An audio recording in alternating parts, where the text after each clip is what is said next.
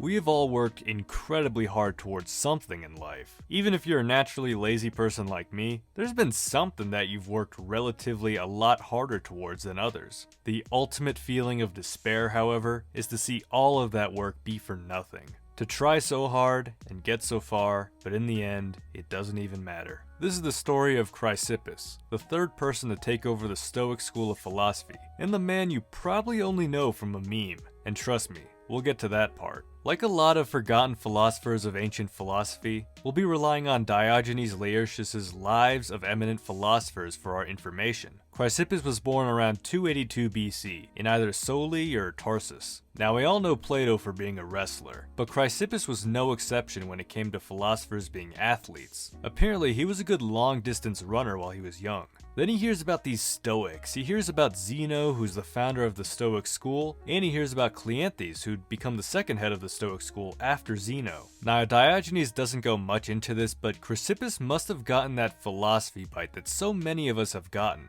I'm not saying long distance running is somehow antithetical to philosophy, but it's certainly very different. And the fact that he drops everything and pursues philosophy after hearing about it might resonate with you. Despite learning from Zeno and Cleanthes, he was never just a follower. He was able to form his own opinions despite being part of a philosophical school. He differed on most points from Zeno, and from Cleanthes as well, to whom he often used to say that all he wanted was to be told what the doctrines were. He would find out the proofs for himself. I think we need more of this today. If we find ourselves aligned with some school of thought or political affiliation, we might feel pressured to conform our beliefs to every little point in order to fit in. It's okay to self-identify with a group while thinking for yourself. And if people got a problem with that, why would you want to affiliate with them anyway? Now, as a Stoic philosopher, Chrysippus was a workhorse. He apparently wrote over 705 works. Granted, Diogenes is kind of vague about the lengths of these works, and apparently he would write over 500 lines a day. Again, it's vague as to what exactly a line is, but still, that's impressive. But there is a caveat. Some people like Apollodorus claim that most of his work is just full of quotations and not enough of Chrysippus' own thoughts. But at least he used quotation marks. So yeah, he went to some parties and did other things, but you can imagine that a lot of his life was dedicated to writing. But alas, despite all that work, we get to what he's only really known for,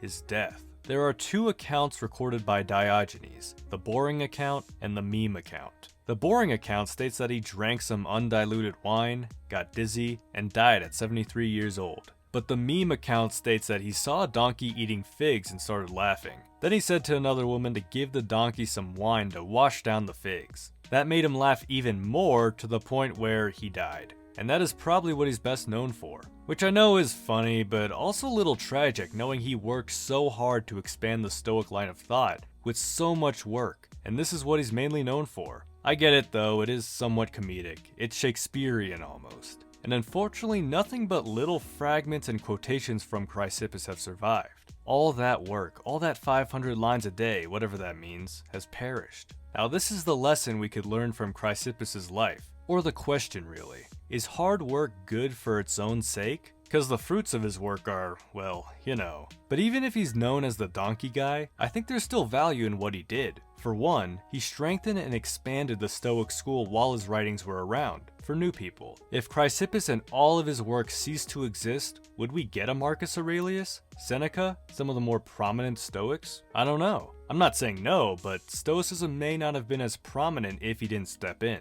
Furthermore, we're analyzing his life from our outside perspective. Maybe he enjoyed his work and it kept him motivated day to day. He didn't know his work would all go missing, so he was just living and working on a belief that he would not just be remembered as the donkey guy. Sure, his work life may be tragic to us, but to him, it might have been an enjoyable, purposeful effort. Now, in terms of the actual substance of his philosophy, it can be found quoted in other works, but Diogenes also includes some good tidbits. Chrysippus wrote a lot on logic and had some fun syllogisms recorded. Here are some standouts. If you never lost something, you have it still. But you never lost horns. Ergo, you have horns. There is a certain head, and that head you have not. Now this being so, there is a head which you have not. Therefore, you are without a head. They're obviously kind of meme syllogisms, but they're fun to look at to see why they're wrong. For example, the one about the head. The conclusion should specify that you're without that head, instead of without a head, since the earlier propositions specified a certain head.